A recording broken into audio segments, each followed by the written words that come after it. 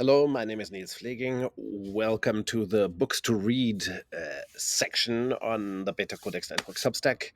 Um, it's been a while that I haven't recommended any books, but I bought a lot of books in the last few weeks, old books and new ones. And for this section, of course, I want to recommend new books all the time, preferably, but quite honestly, I haven't found any great book that I would like to recommend in the context of the Beta Codex Network stuff. So today I will recommend an older book. Uh, let's say again. Also, if you know new releases, please let me know about them. I would love to read them, and if they deserve attend the attention and recommend them here. But yeah, by the way, just 2 weeks, two days back, I read a brand new book. The title sounded lovely. I won't mention neither author nor title here because that's not a nice thing to do, to talk badly about new releases publicly. But I read the book and I got so disappointed. The title was so good. It was about systems and leadership, but it was all boring and cliched, useless. Ultimately, it was a sales book, I think, for the person. But so it was a disappointment. Today we travel back in time again, and I have to correct a mistake. I think, as some of you might know, there is a large list of recommended books on the Beta Codex Network website. It's called Books to Read, I think, and it holds 100 books or so. So there we recommend 100 books that are read worthy, around all topics related to beta. Decentralized organizing, change that works or transformation that works, beta transformation, all kinds of stuff. But there's one book that I probably bought 20 years ago, and I liked it at the time. I've liked it very much. But I didn't put it on that list for some reason. I'm not sure why I didn't put it on the list. And I reread it one of these days. It's from 1999 and by an academic, I think from Dartmouth College, retired now, Professor Emeritus. He's still around. The author's name is William F. Joyce, and the book is called MegaChange. So this is the book I would like to recommend to you today. MegaChange by William F. Joyce. Again, he's retired now, but he's still around.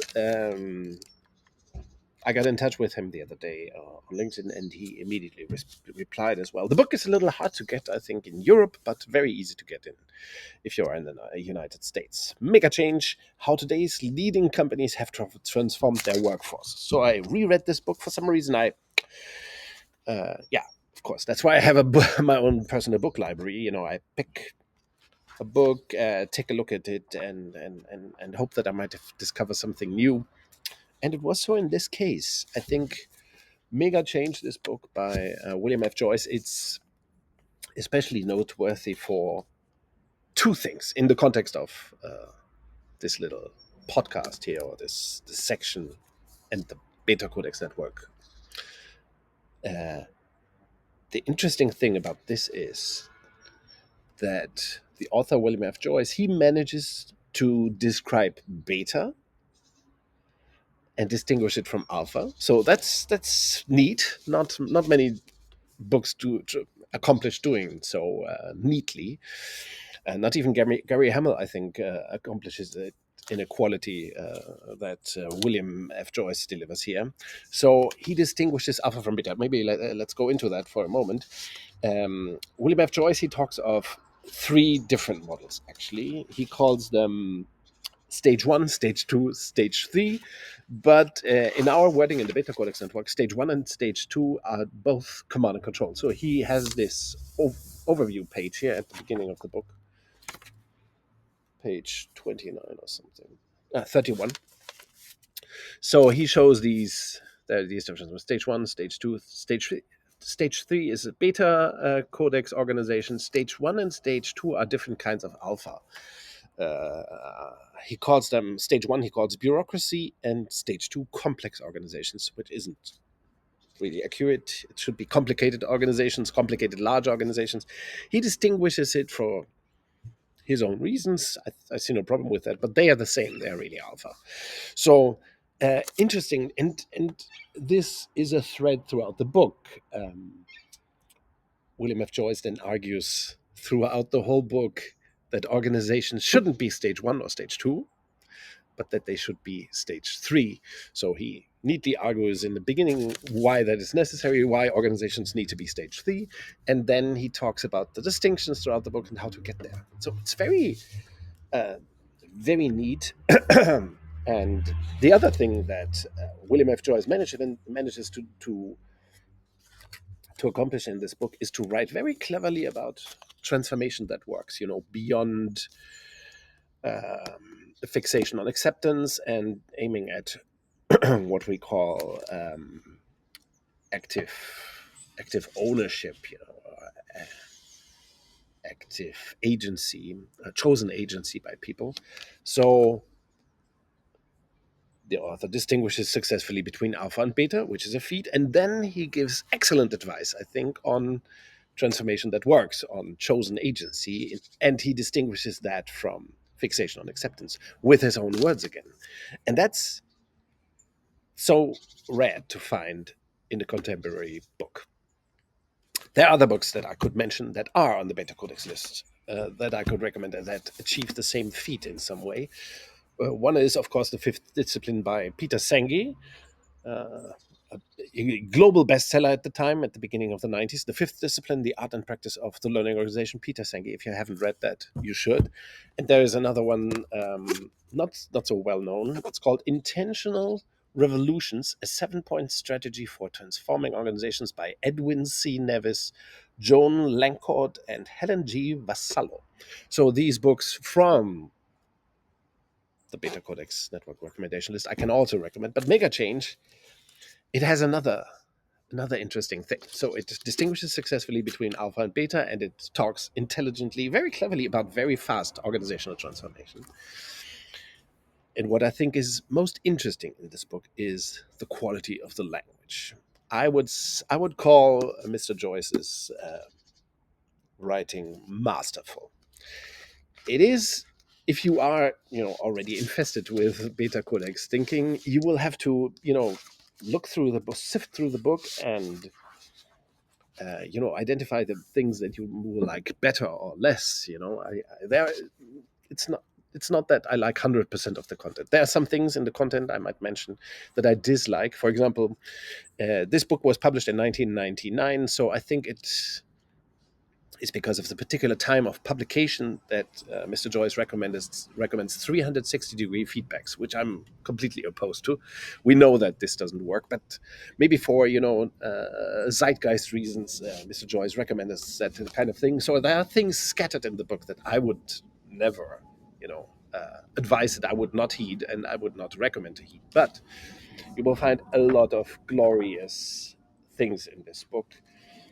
Let me read out a few of them. For example, here he writes about incremental approaches to change. Incremental approaches view organizations as political systems and use political methodologies to change them. We are surprised when these methods inculate precisely the same political characteristic that they are based upon, when political actions overwhelm productive activities, and when the organizations fail to get better. Here's an example he cites. Total quality efforts created quality bureaucracies that unintentionally diverted the focus away from the very process of improvements that they were created to implement. They crush initiative beneath tons of paperwork, meetings, and documentation. Over and over again, we see examples of attempts to change organization using methods that are fundamentally inconsistent with what we are trying to achieve. I think this is very well put, very timely. It's the kind of writing that when I read it, I think, okay, this is totally talking to our time and to us as well, and it's brilliantly articulated, beautifully articulated. Very, very subtle, very different from how I would write things, for example. And I think that's just fantastic about this book. All these quotes. I will give you another one. It has been believed that the appropriate way to involve people in change is to ask them if they want to participate in our program. Given that many organizations have created so many programs that have failed, we should not be surprised when the response is negative. We shouldn't ask people if they want to participate, he says.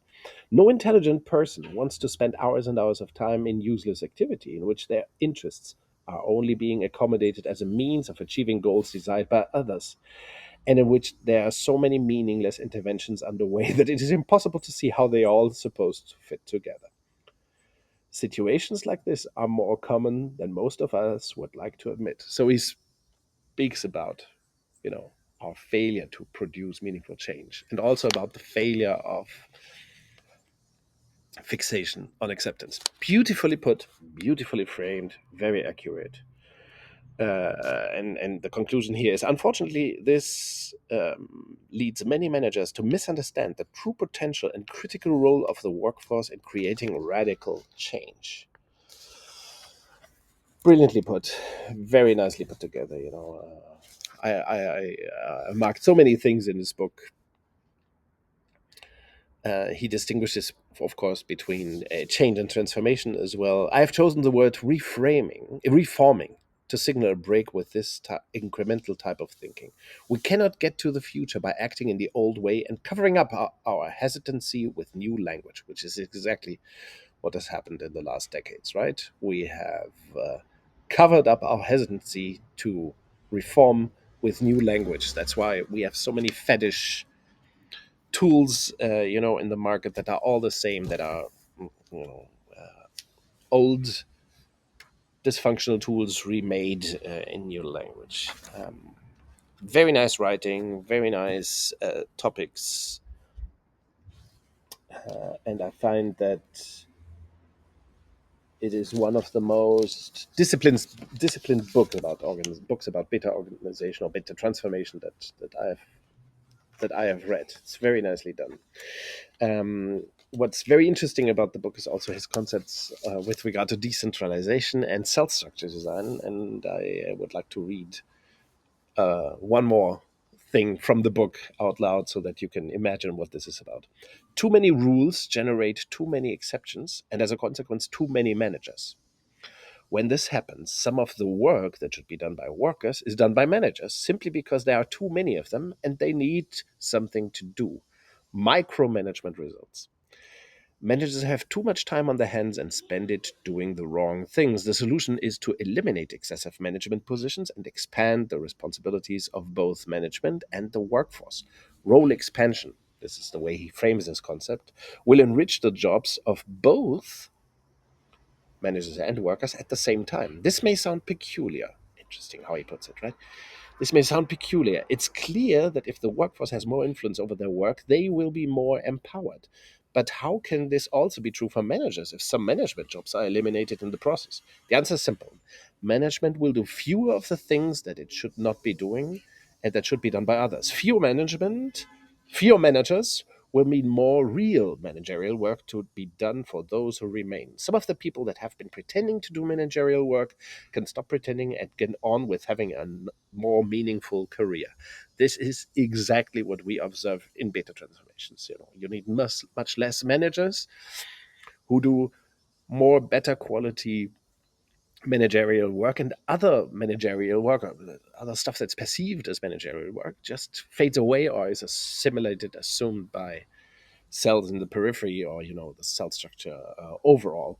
So this is so incredibly accurately framed and described for this kind of insight. I very much recommend this book from 1999. It's more than 25 years old.